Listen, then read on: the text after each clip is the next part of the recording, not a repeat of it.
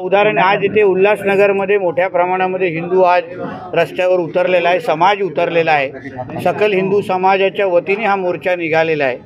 आम्ही सातत्याने मागणी करतोय की हिंदूंवर होणारा अत्याचार हा थांबवा। इथे आमची दृष्टी चौधरी नावाची जी बहीण आहे, तिची ही आई आहे, तिचे वडील आहे, तिचे भाऊ आहेत, तिला या जिहाद्यांनी उचलून घेऊन गेले। लव जिहादचा हे प्रकरण आहे आणि आज ती त्यांच्या ताब्यात आहे। म्हणून या सगळ्या बाबतीमध्ये हिंदू समाजाने जागृत राहिलं पाहिजे, हिंदू समाजाने आवाज उचलला पाहिजे। सरकार हिंदुत्ववादी विचाराचं आहे। गृहमंत्री म्हणून आमचे देवेंद्र फडणवीस साहेब आहेत, मुख्यमंत्री पण एक कडवट हिंदुत्ववादी आहेत। म्हणून ह्या सरकारच्या काळात या कुठल्याही गोष्टी सहन होणार नाही। जो अधिकारी या अशा पद्धतीच्या ॲक्टिव्हिटीजला मदत करतोय त्या सगळ्यांची माहिती आमच्याकडे आहे। आम्ही गृहमंत्री फडणवीस साहेबांना भेटून त्या अधिकाऱ्यांवर कारवाई होण्याची आम्ही मागणी करणार आहोत। या मुलीला परत आणण्यासाठी काय प्रयत्न आपल्याकडनं केले जात आहेत? जे प्रयत्न होतील ते तुम्हाला मी जाहीर सांगू शकत नाही, कारण का आज ती त्यांच्या ताब्यात आहेत। मला माझ्या बहिणीची सुरक्षितेची काळजी आहे, पण तुम्हाला जे प्रयत्न होतील ते तुम्हाला तुमच्या डोळ्यातून कृतीतून दिसतील। आता हा तपास ATS कडे गेला आहे सर, दहशतवादी कारवाई होण्याची शक्यता यामध्ये वर्तवली जाते। ATS कडे तपास वर्ग झाला आहे। जाऊन दे नाही, आमचं काम आहे समाजाला जागृत करणं। आज एक आमची बहीण गेली, असे 100 प्रत्येक घराघरामध्ये अगर असं व्हायला सुरू झालं तर मग हिंदू समाजाची संख्या त्या लोकांना कमी करायची आहे। हे लोकांना ह्या राष्ट्राला इस्लाम राष्ट्रच बनवायचं आहे आणि त्या मार्गावरही लोक सगळ्या गोष्टी करत आहेत। या उल्हासनगरच्या काही घरांमध्ये 40-40 बांगलादेशी रोहिंगे येऊन राहत आहेत। पोलीस प्रशासन त्यांच्यावर कारवाई करणार नाही? उद्या ते सगळेजण त्यांना आधार कार्ड कोण देत आहे, त्यांना पाणी कोण पुरवतं आहे, कोणाच्या संरक्षणाखाली ते लोक राहत आहेत, या सगळ्यावर पोलिसांनी कारवाई योग्य वेळी करावी। नाहीतर मग त्या पोलिसांना अगर जमत नसेल, काही गोष्टीची अडचण असेल तर मग हिंदू समाज त्याच्याबद्दल विचार करेल। सर, नाशिकमध्ये काल हिंदू समाज रस्त्यावर उतरला होता, मात्र दुसरीकडून दगडफेक करण्यात आलेली आहे। त्यांना कसं तुम्ही आवाहन कराल, नेमकं काय हे करा?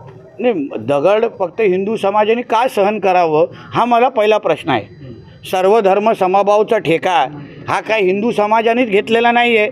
आम्ही अगर आमच्या मागण्यांसाठी सकल हिंदू समाज अगर मोर्चा काढत असेल, एकत्र येत असेल, तर या जिहाद्यांना मिरच्या लागण्याचं काहीच कारण नाही। तुमच्या मोर्चांचे तुमचे जेव्हा मोर्चे निघतात, तुमच्या जेव्हा ईद आणि मोहरमच्या मिरवणुका निघतात, तेव्हा आमचा एक तरी हिंदू जाऊन दगड मारतो का? आमचा एक तरी हिंदू त्याच्यावर अडचण आणतो का?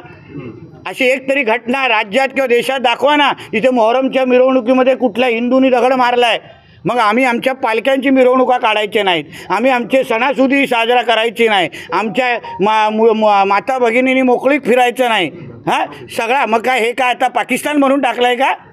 म्हणून ह्या गोष्टी आम्ही सहन करणार नाही, एवढाच संदेश या मोर्चाच्या माध्यमातून दिला आहे। या मोर्चांवर टीका करताना पाहायला मिळतात, कारण की ज्या पद्धतीने सगळे मोर्चे निघतात त्यामध्ये वेगळं राजकारण आहे असं देखील रोहित पवारांनी स्वतः ट्विट करून सांगितलेलं आहे। असं आहे ना, ह्यांना जोपर्यंत ह्यांच्या घरात अशी काही लव जिहादची घटना होत नाही ना, त्यांना धड पोचणार नाही। जे पण हे बोलणारे, या जिहादांना समर्थन करणारे जे लोक आहेत ना, नेते आहेत ना, त्यांना सांगेन येऊन ह्या आईला भेटा, ह्या वडिलांना भेटा, तिच्या आईचे अश्रू बघा आणि मग सांगा आम्ही जे करतोय ते चुकीचं करतोय का? मग सांगा आम्ही जे पोलिसांवर जे बोलतोय ते चुकीचं बोलतोय का?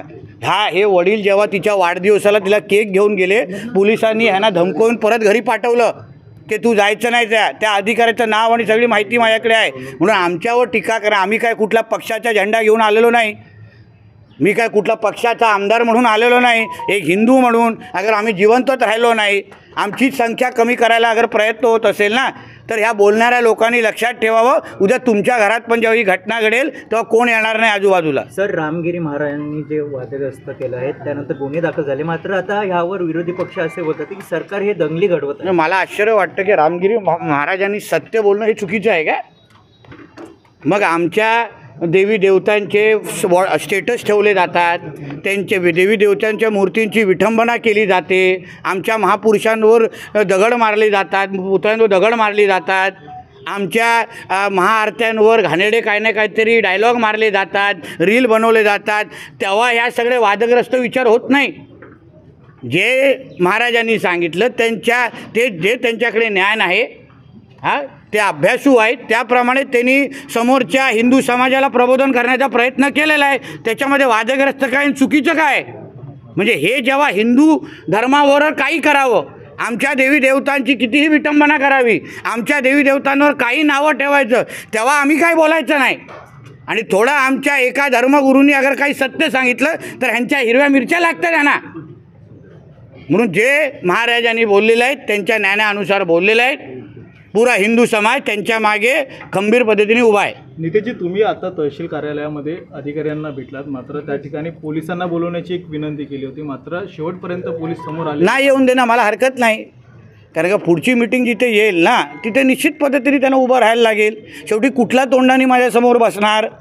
माझ्याकडे पुरावे आहेत, माझ्याकडे माहिती आहेत कुठल्या पद्धतीने या खात्यात पोलीस खात्यातले काही अधिकारी आमच्या देवेंद्र फडणवीस साहेबांचं नाव खराब करतायत, स्वतःची ड्युटी करत नाही आहेत, नियम कायदे पाळत नाही आहेत. म्हणून आता जे काय तुम्ही ही काही ती परिस्थिती आहे ना तशी परिस्थिती आता देवेंद्र फडणवीस साहेबांकडे सांगितली जाईल आणि मग त्या बैठकीला हजर व्हायलाच लागेल, तेव्हा आपण जाब विचारू. सर, विधानसभेच्या घडले पण भाजपच्या एकाही पदाधिकाऱ्यांनी त्या पीडित परिवाराला भेट दिली नाही, आज रॅलीमध्ये सामील झाले. मी एक हिंदू म्हणून इथे आलेलो आहे. मी माझं हिंदू म्हणून कर्तव्य पूर्ण केलेलं आहे.